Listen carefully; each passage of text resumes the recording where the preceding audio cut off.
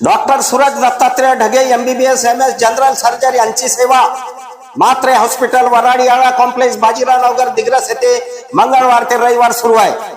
दुर्बीनद्वारे laparoscopy hernia surgery, दुर्बीनद्वारे endoscopy पोट विकाराची तपासणी, दुर्बीनद्वारे पोट विकाराचे निदान आणि शस्त्रक्रिया, दुर्बीनद्वारे पित्ताशय आणि त्याच्या संबंधित अन्य शस्त्रक्रिया, दुर्बीनद्वारे कॅन्सरच्या शस्त्रक्रिया, लेझरद्वारे pile surgery, fistula surgery, fissure pilonidal sinus surgery, hydrocele व अन्य जनरल सर्जरी, लेझरद्वारे व्हेरिकोज व्हेन शस्त्रक्रिया, शरीरावरील गाठीच्या शस्त्रक्रिया, थायरॉइडच्या गाठीचे निदान आणि शस्त्रक्रिया, स्तनांच्या गाठीचे निदान आणि शस्त्रक्रिया, फॉरेन बॉडी रिमोल्डर या सर्व सुविधा 24 तास उपलब्ध राहणार आहे।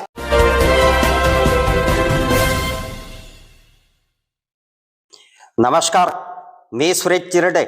आपण पाहतात महाराष्ट्र 24 न्यूज।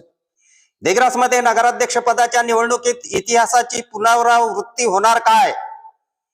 नगर परिषद दिग्रसच्या जनतेमधून निवडून द्यायच्या नगराध्यक्ष पदाच्या निवडणुकीत इतिहासाची पुनरावृत्ती होणार काय हा प्रश्न सध्या चर्चेत आहे।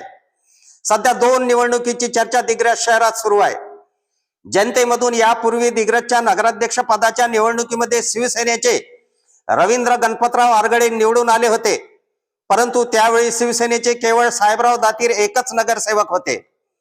त्यावेळी दिग्रसच्या नागरिकांनी अध्यक्षपदी शिवसेनेचा उमेदवार निवडला व उर्वरित परिवर्तन व काँग्रेसचे नगरसेवक निवडून दिले। मागील निवडणुकीमध्ये अध्यक्षपदी सदबजा मोहम्मद जावेद यांना जनतेने निवडून दिले, परंतु त्यांचे केवळ 4 सदस्य निवडून आले। म्हणजे जावेद पहलवान यांच्या पॅनलचा नगराध्यक्ष दिग्रसच्या मतदारांनी निवडून दिला व शिवसेना आणि काँग्रेसचे सदस्य जास्त निवडून दिले। 2025च्या सार्वत्रिक निवडणुकीमधील चित्र काय असेल? अध्यक्ष वेगळ्या पक्षाचा व बहुमत दुसऱ्या पक्षाला मिळून इतिहासाची पुनरावृत्ती होते काय, याबाबत शहरात जोरदार चर्चा सुरू आहे। की एकाच पक्षाचा अध्यक्ष व नगरसेवक बहुमतात येणार काय, याचे उत्तर मात्र 21 डिसेंबरला मिळेल हे निश्चित।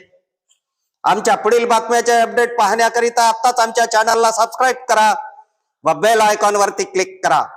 धन्यवाद।